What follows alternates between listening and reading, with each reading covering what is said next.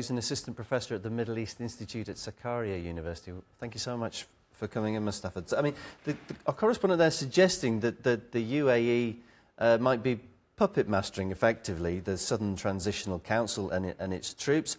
The official Yemeni leadership has made pretty much the same accusation. The UAE is denying all of this and says, look, we're pulling out, there's a misunderstanding. What's your assessment? Yeah, I think it's well documented that there is no argue here that the Southern Transitional Council, which is, attacking the southern part of Yemen, and in the last days, they took control of 2 provinces of Yemen. They are backed by UAE. It's open and clear.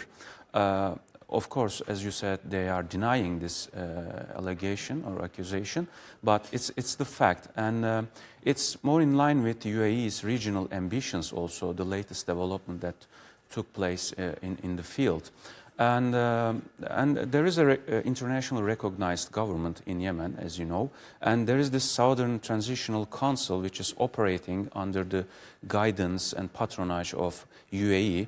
And the internationally recognized government is backed by Saudi Arabia. And while what we are seeing here, the divergence of regional policies of Saudi Arabia and UAE, actually. What's the UAE's policy here? Is it, as was suggested there by correspondent, is it about getting more land, territory for itself? Actually, it's more than getting land, but of course getting land, and through that land to reach the Red Sea and the ports on that geography, and reaching maybe the Horn of Africa. And we should understand it in a more in a broader picture, that we should take into account the UAE's maybe Africa policy, or the Red Sea policy. So it's beyond Yemen, actually. It reaches Sudan, Somalia. It is well connected with the latest development which happened in Somaliland. Was recognized by Israel.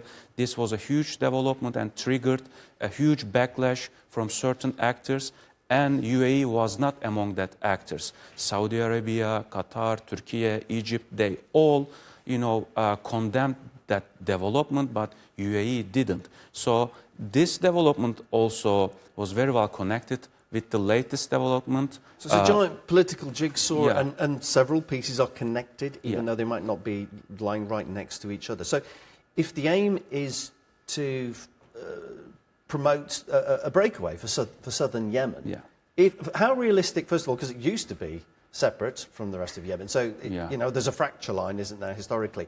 How easy will it be to achieve that, and what effect would it have upon Yemen and the rest of the region? I think it's pretty difficult. It's very hard to separate a certain land from this the internationally recognized government, but it's not the case here. They are not really trying to reach that outcome, but creating destabilization is the very product that they desire. So it's not about separating a certain land from Yemen and making it independent and making it recognized by certain actors. That's not the case here, but inflicting some destabilization in the region.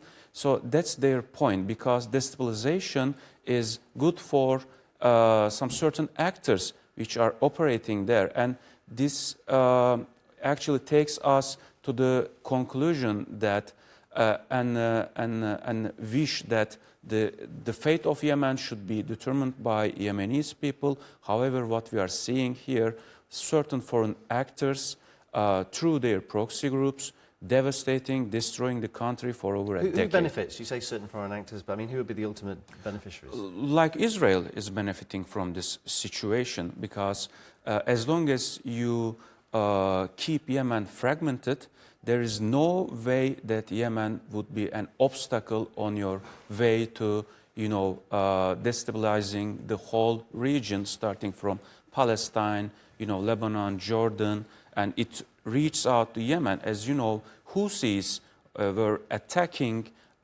Israel during that, genocide. So Yemen was an obstacle to Israel, but if Israel keep Yemen fragmented, far from unified entity, so it is good for Israel. So it's not only applicable to Yemen. It's also goes the same logic for other political entities in the region, like Syria, like Lebanon. As long as Syria is fragmented, it's good for Israel, or Lebanon, it's good for Israel, because Israel's ambitions, enlarging its influence in the region as long as possible, but it is only able to do that while other political entities are weak. So if they are strong, Israel, it's bad news for Israel. So that's why Israel is not, aspiring, stable, unified political entities, countries in the region. That's why it keeps trying to, weaken them, starting from, the imminent environment of it, like Lebanon, Syria, Palestine. So if it will be successful in that area, it will go beyond that area. Maybe it will try to reach Turkey or other places if it's not stopped.